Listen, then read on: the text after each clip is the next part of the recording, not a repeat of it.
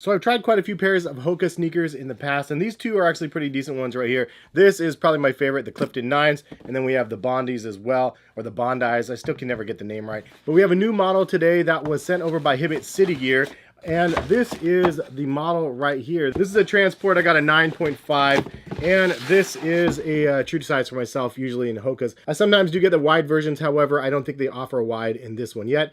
I will tell you just right off the bat after trying them on, if they did have a wide version, I probably would try it out. And this model caught my eye over at Hibbett City Gear's website. I was checking it out and I was looking for sneakers for this month. And this video is actually going to be sponsored by Hibbett City Gear. And if you guys want to shop at Hibbett City Gear, check the link in the description. It will take you over to their website. I would highly recommend getting their app as well and focusing on the release calendar. It lets you guys know of all future releases that are coming out that they get. And they get quite a few different pairs of sneakers from a lot of different brands, which is why I was actually happy to see Hoka on there. And actually, fun fact, Hibbett sent me my first pair of Hokas years and years ago, and since then I've probably tried at least 10 different models from Hoka, so it's all started from Hibbett. So I love that we've had that long-standing relationship, and happy to bring another video from Hibbett. Again, link in the description to shop over at their website. But this pair, first of all, the images of the shoe sold me on the shoe. It looked really cool. It looked a little sleeker than most pairs of Hoka sneakers on the market, and I'm speaking of the big dogs right here. These guys are both considered probably max cushion category for Hoka. Really comfortable shoes for sure, but it's nice to see like a sleeker, different side of Hoka, and this is a side that I haven't really explored too much. So this is more like a trail commuter, like lifestyle sort of sneaker, so really right up my alley more or less, especially living in Oregon. So I love that there are some elements of the shoe that are branded and called out specifically on the shoe that let me know that this is like a really nice model for everyday wear. They have the Cordura branding as well as the Vibram branding on here as well. But let's go ahead and get into the words of what Hoka says about their own product. These retail at $140 for those wondering, and they have a handful of different colors. The gray one I really like, the black one and the olive all look really nice, to be honest. It says performance-minded, city savvy. Conceived at an intersection of lifestyle and performance, this commuter-friendly style offers a multitude of sustainability features across the outsole, midsole, and upper. Designed with the city dweller in mind, the Transport employs 30% sugarcane EVA midsole, a Vibram EcoStep natural outsole that uses 90% oil-free components, and Cordura with RPET, and I'm not really sure what that is, plus a quick toggle lace and 360 degrees of reflectivity. So the Cordura material for the upper is abrasion resistance, so this is going to be something that like withstands a lot more rub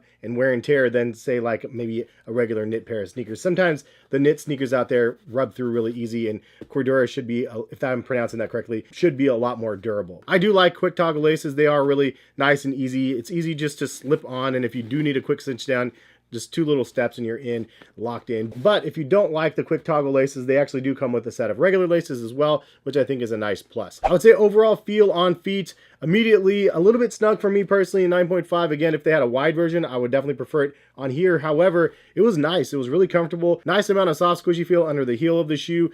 Definitely didn't feel like a traditional Hoka shoe. Like I tried this on next to the Clifton 9s and I was like, dude, it's just a world of difference. Now, this could be better than the Hoka 9s. It really depends on what you like for your feet. I'll tell you guys now, the Hoka 9s are a lot softer on feet. They feel a lot more cloud-like, if you will. There is a little bit of a rocking sensation in this shoe as well. Some people may prefer that, some people may not. I personally don't like the rocking sensation. However, the cushioning in the Clifton, I actually really prefer. I love the cushioning in this, but it is really soft and squishy in comparison to the Transport, which is interesting because if you look at them side by side, the Transport looks like it has almost as much foam underfoot as a Clifton. However, I think it's a little misleading. The foam midsole really just goes up the sidewalls of the shoe and your foot kind of is in the middle of that, versus the Clifton feels more underfoot than on the Transport. Now, the reasons why I think that the Transport might be a better option than the Cliftons, even though I personally like the Cliftons a lot, is one, the quick laces. Obviously, I already mentioned that as a plus. The abrasion-free upper is going to be more durable. And while we're talking about durable, we need to talk about the outsole because it has this Vibram outsole